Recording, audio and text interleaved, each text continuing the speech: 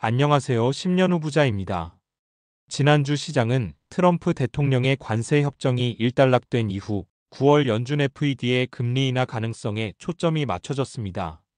시장에서는 금리 인하가 주가에 호재로 작용할 것이라는 기대가 컸습니다. 13일 CPI, 14일 PPI 발표를 앞두고 여러 예측이 쏟아졌는데요. CPI 결과가 긍정적으로 나오면서 실제로 S&P 지수가 이틀 연속 사상 최고가를 경신했습니다.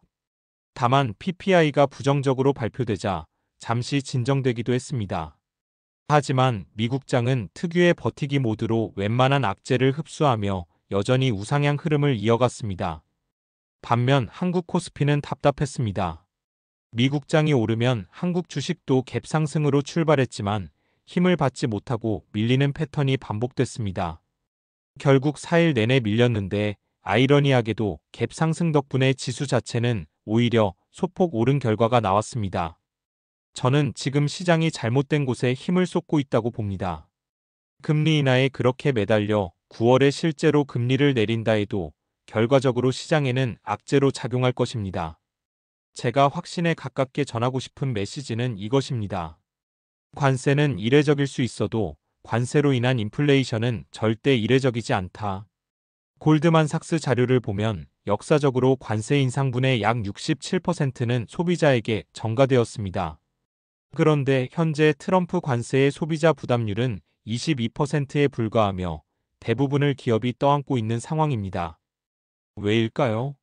얼마의 관세가 매겨질지 불확실한 상황에서 선제적으로 가격을 올렸다가 트럼프에 찍히기 싫었던 겁니다. 하지만 이제 상황이 달라졌습니다. 4월부터 관세가 시작되어 기존 재고는 소진됐고 관세율도 확정됐습니다. 게다가 8월부터는 더 높은 관세가 적용됩니다. 결국 기업들은 티 안 나게 서서히 소비자에게 관세 비용을 전가하기 시작할 것입니다. 따라서 앞으로 인플레이션 압력이 점진적으로 커질 가능성이 높습니다. 이런 상황에서 인플레이션을 자극하는 금리 인하는 오히려 역효과가 날 수 있습니다. 이 점에 대해 오스탄 굴스비 시카고 연준 총재도 이번 관세는 일회성이 아니다. 지속적인 인플레이션 충격이 될 수 있다라고 말했고 찰스 슈왑 역시 관세가 한 번에 모든 제품에 적용된 게 아니기 때문에 7월 PPI 보고서가 마지막 고인플레 지표가 아닐 수 있다.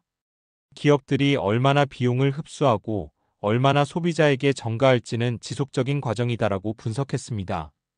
이렇게 보면 점진적으로 커지는 인플레이션이 과연 시장에 어떻게 영향을 미칠지 데이터를 확인한 뒤 금리 인하를 결정하겠다는 제롬 파월의 입장은 지극히 합리적입니다. 그러나 트럼프는 파월을 미스터 투 레이트라 조롱하고 전방위적으로 압박하며 현재 상황에서는 악재로 작용할 금리 인하를 신속히 단행하려고 하고 있죠.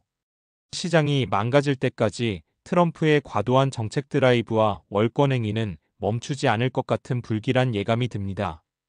저는 지난주 일본 주식 최고가 등의 수혜로 누적 수익 2억 2천만 원, 올해 수익 9,300만 원, 원금 대비 올해 수익률 92%가 되었습니다. 2억에 달했던 레버리지는 어느덧 4,500만 원 상당으로 줄었고 지지난주 대비 인버스 포지션을 약 600만 원 추가로 늘렸습니다. 트럼프의 과속 드라이브가 결국 사고로 이어질 것이라는 생각이 점점 더 강해지고 있기 때문입니다. 보통은 코스피 코스닥 인버스를 중심으로 포지션을 잡지만 이번 사이클에서는 이런 트럼프의 모습 때문인지 제 인버스 포지션 중 60%가 미국 주식 인버스이네요. 그리고 저는 미국 주식 인버스를 SARK 매수 방식으로 운영하고 있습니다. S&P나 나스닥 지수 인버스는 절대 추천드리지 않으니 참고하여 주세요. 지난주가 그랬듯이 이번 주도 미국장은 단기 악재를 소화하며 우상향할 수 있습니다. 하지만 하락에 대한 대비는 반드시 필요합니다. 제 영상이 하락에 대한 준비가 잘 되어 있는지 돌아보는 기회가 되었으면 하는 바람입니다. 오늘은 여기까지입니다. 저는 다음 주 주식 전망 영상으로 인사드리겠습니다. 구독과 좋아요를 부탁드립니다. 시청해주셔서 감사합니다.